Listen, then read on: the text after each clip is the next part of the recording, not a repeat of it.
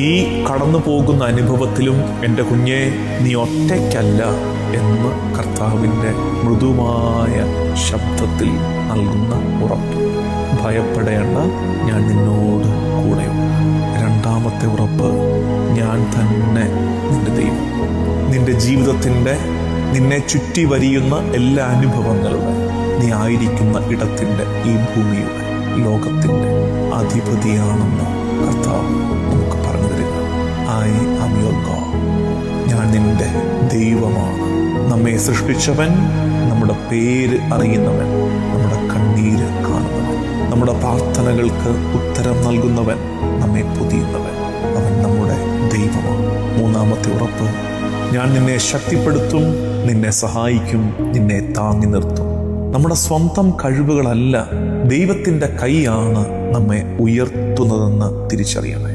നമ്മുടെ അധ്വാനങ്ങളല്ല, മറിച്ച് അധ്വാനങ്ങളോട് ചേർന്ന് കർത്താവിൻ്റെ കരം പ്രവർത്തിച്ചപ്പോഴാണ് നാം ഇന്ന് കാണുന്ന നന്മകളൊക്കെ നമ്മൾ അനുഭവിക്കാൻ തുടങ്ങിയത്.